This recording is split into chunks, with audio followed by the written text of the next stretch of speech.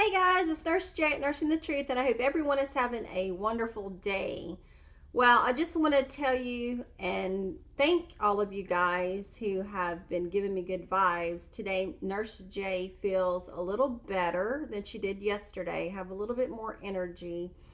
So I have a couple of more days today and tomorrow to rest and to get truth out there before I go back to nursing real patients on a Friday. So, with my vitamins already engulfed down this morning and a little bit of incense going, and also my stone from Saqqara when I went to Egypt last May. I'm holding that in my hand. I got a couple of, I guess, stones, or what they actually used on the temple floors in Saqqara, and it means so much to me. So, I hope everyone has enjoyed my last couple of videos about the slave trade. Now, I'm still not finished with that menagerie, but I come across something earlier today that I was pondering on and kind of researching and doing some things, and I'll give you websites on it. So, first of all, we're going to kind of break down the Septuagint. And you can find this information on wikipedia.com. And we're going to be talking briefly, and this is going to kind of go into my storyline. But anyway, there was a fragment of the Septuagint from the Codex Vaticanus in 325 to 350 CE. And it was in the Greek edition and English translation. Now, as we know, the Septuagint is often abbreviated as 70, sometimes called the Greek Old Testament, is the earliest extant Greek translation of the Hebrew scripture from the original Hebrew, which we have not found or have the original Hebrew scriptures. It is estimated that the first 5 books of the Hebrew Bible, known as the Torah or the Pentateuch, were translated in the mid-300 BCE, and the remaining texts were translated in the 2nd century BCE. And the Septuagint was the Greek translation of the Hebrew Old Testament and was in wide use. Now, the translation of 70 derives from the story recorded in the letter of Erastus that the Septuagint was translated at the request of Ptolemy II Philadelphus, and he lived from 285 to 247 BCE, by 70 Jewish scholars that were 12 tribes of Israel, who independently produced identical translations. Now, the miraculous character of the Erastus legend is indicative of the esteem in which the translation was held in the ancient Jewish diaspora. It is clear that a Greek translation was in circulation among the Alexandrian Jews who were fluent in Greek but not in Hebrew. The evidence of Egyptian papyri from the period have led most scholars to view as probable Erastus dating of the translation of the Pentateuch to the 3rd century BCE. Whatever share the Ptolemaic court may have had in translation, it satisfied a need felt by the Jewish community, among whom a knowledge of Hebrew was waning before the demands of every day. So let's see here. While there are other contemporaneous Greek versions of the Old Testament, most did not survive except for fragments. Now, tell me, these thick books copied by scribes, how come we only have fragments? We have Codex Vaticanus, Sinaiticus, and Alexandrinus. And Eusebius had his hand in the Sinaiticus. Now, let's look at this too. So, okay, so you mean to tell me that we have this letter of Erastus commissioning the Alexandrian Jews to compile the quote unquote Hebrew scriptures to Greek. But you have the Alexandrian Jews that are Greek speaking because there are hardly any Hebrew people left to speak the language and or transcribe. So that doesn't make sense in itself. If you have no people, or the people have lost their language per se and don't know how to read or write Hebrew because Greek came in 332 by Alexander, and it's already at the mid 200s, which they're transcribing these things. That's a problem. So anyway, the Alexandrian Jews were very well versed in Greek, because you have to understand, even at that time period in the Levant, Greek mercenaries helped Egypt fight the invading other armies that were coming in to do their bidding. And so Greeks were already in the Levant, right? And were there, Greek speaking. And then whenever the Persians came in and the Greeks beat the Persians under Alexander the Great, then that just left a multitude of people. So therefore, can you really read and write if you've lost it? So then the Greek Jews start writing in Greek. Isn't that funny? Because in the New Testament per se, it was written in Koine Greek. Ask yourself, if the New Testament was written in Koine Greek, how could that have been Aramaic? How could that have been Hebrew if it was written in Koine Greek and you only have a little credit card slice of what? The originals of the New Testament? It's either Mark or Matthew. Where's the original? So you have to kind of ask yourself these questions. So this is kind of leading up to my thing here. Let's go to the New Testament, my truth seekers, and go to Acts chapter 8. And we are going to go to verse, let's say 24. So, just remember, the Alexandrian Jews transcribed, quote unquote, Hebrew into Greek, when we already know that at that particular time that people were losing or have lost Hebrew language and or able to read or write. So we have the Old Testament in Greek, and then we have the New Testament in Greek, because Greek was the language before Latin came in by the Romans.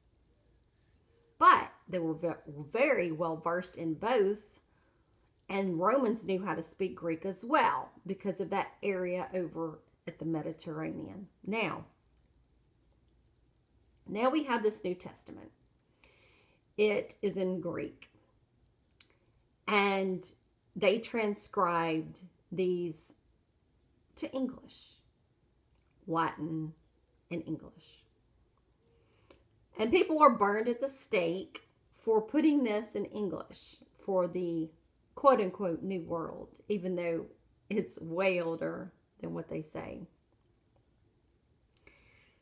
So let's go to 24, and it says, "And then answered Simon and said, Pray ye to the Lord for me, that none of these things which ye have spoken come upon me."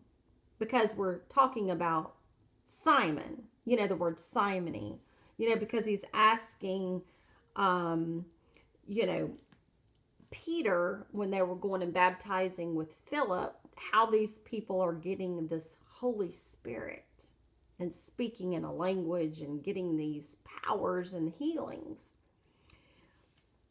25. "And they, when they had testified and preached the word of the Lord, returned to Jerusalem and preached the gospel in many villages of the Samaritans. And the angel of the Lord spake unto Philip, saying, Arise and go toward the south into the way that goeth down from Jerusalem unto Gaza, which is the desert," or deserted. "And he arose, and behold, a man of Ethiopian eunuch, of great authority, under Candace, queen of Ethiopia, who had the charge of all her treasure, and had come to Jerusalem for to worship, was returning and sitting in his chariot." Read Isaiah the prophet. Okay. First of all, we got to ask ourselves a question.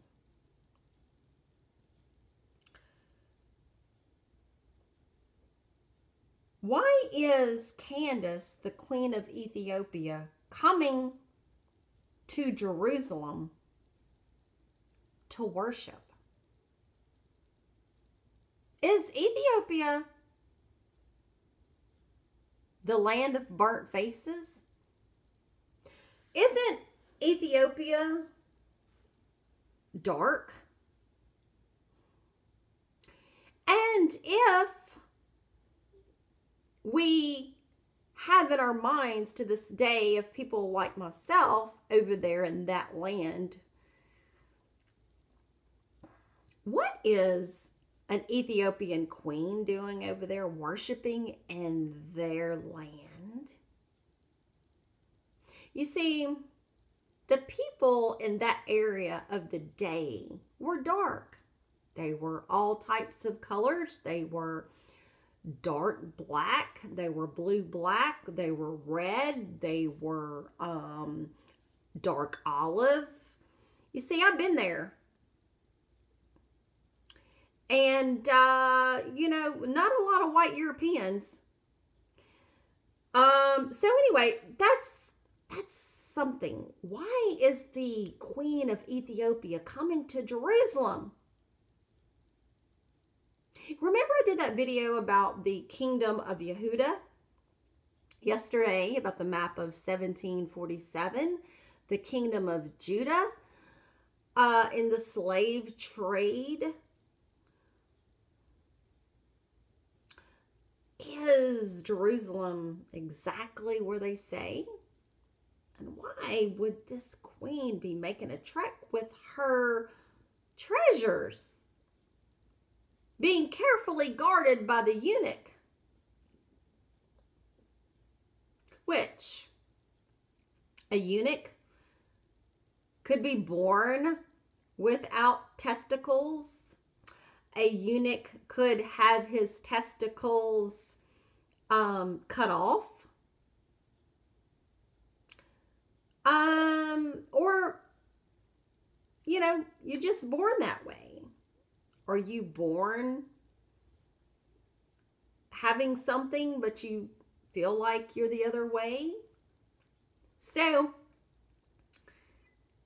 even the Jesus says that even some eunuchs are born that way. So are these words putting into the mouths of the writers. So that's a problem. Now, as we say, the book of Acts,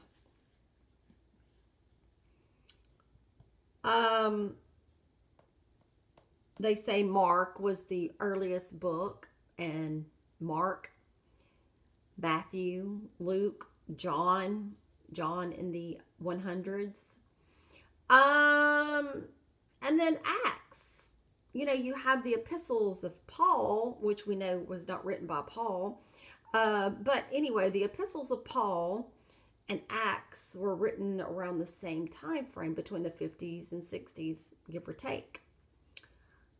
So if this was written, quote, per se, the 50s, 60s, then maybe let's go late 60s. And they're talking about this Candace, Queen of Ethiopia. Then why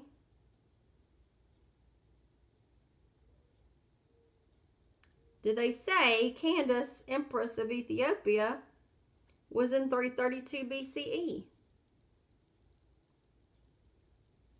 Why are they putting something from hundreds of years prior into an AD situation? So let's read about this Candace of Ethiopia. And you can get this at the website called thesavvysista.com. THESAVVYSISTA.com. Now, you see, Alexander the Greek reached Kemet in 332 BCE because, remember, Egypt, as we have it, was named after Egyptos, which they later shortened it to Egypt. And Egyptos was a Greek god. So that is not the original name of the place. It's Kemet. So he reached Kemet of his world-conquering rampage, the barbarians that they are, the Romans, the Gauls, the Visigoths, the Greeks, the Vandals. And we want to know where the word vandalism comes from. Go figure. So, but one of the greatest generals of the ancient world was also the Empress of Ethiopia. The formidable Black Queen Candace was world famous as a military tactician and field commander. Yes, women of Ethiopia were very militaristic. And there were some people in the ancient time that fled with their tails tucked between their legs because they did not want to mess with the Ethiopian warriors. Go look it up. Women who were Ethiopian commanders, militaries. Okay? Do your homework. Legend has it. Now, this is a legend, but let's just talk about it. Legend has it that Alexander could not entertain even the possibility of having his world fame and unbroken chains of victories marred by risking a defeat. Alas, by a woman. He halted his armies at the borders of Ethiopia and did not invade to meet the waiting black armies with their queen in personal command. You damn straight, buddy. No. Maybe we should have had Egyptian queen commanders like Hatshepsut.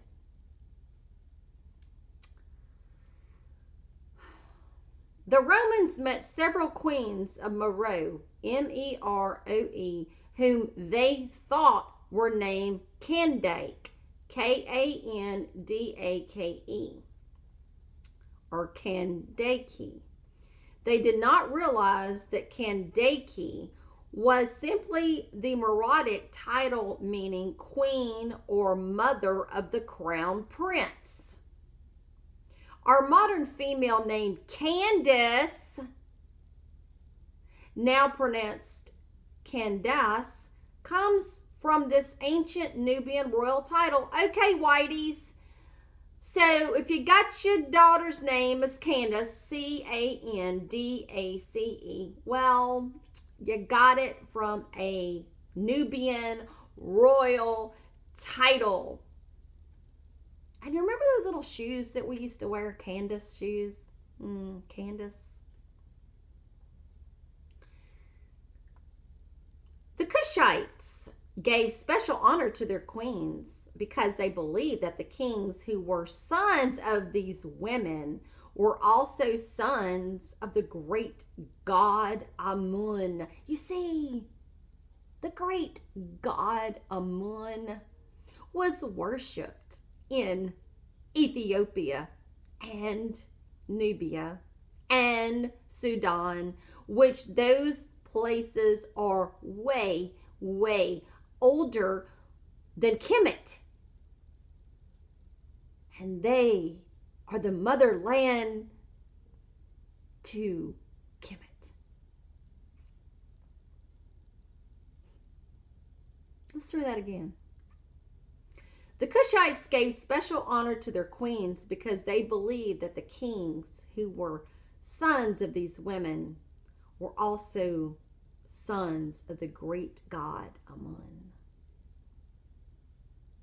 In other words, they imagined that these ladies were actually wives of the god and mothers of the living gods.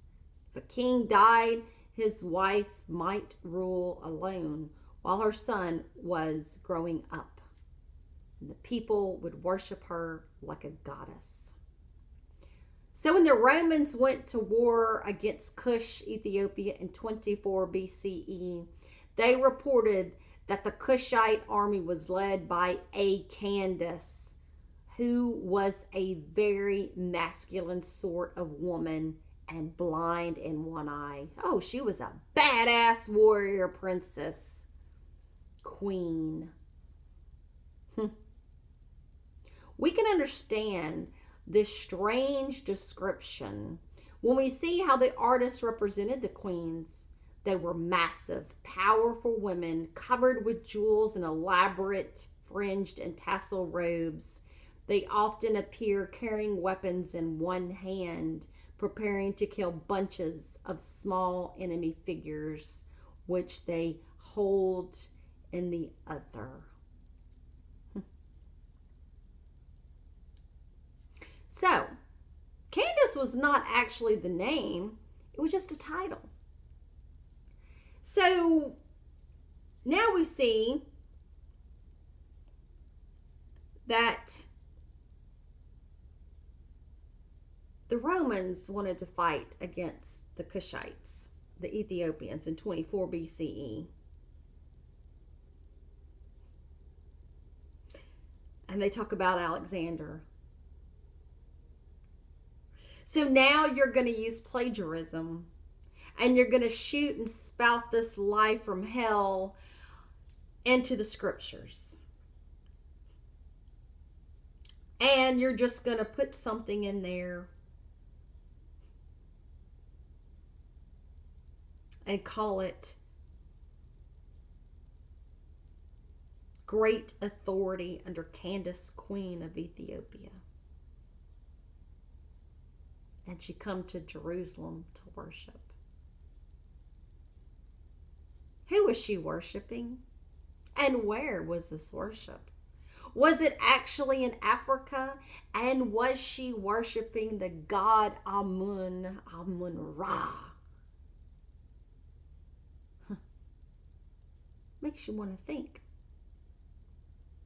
So until next time, truth seekers, go check out the word Candace or Candace. Ethiopian queens, militaristic, fighting warrior women, just like the Amazons. And you will find they were a match, and they were not playing around. They were massive warriors, just like a man. So anyway, Hotep and Ashe, my brothers and sisters, and you know who you are. Like, share, subscribe, tell your friends and family about me, and keep searching for truth. Until next time, guys, have a wonderful day, and thanks for the wonderful vibrations. Goodbye.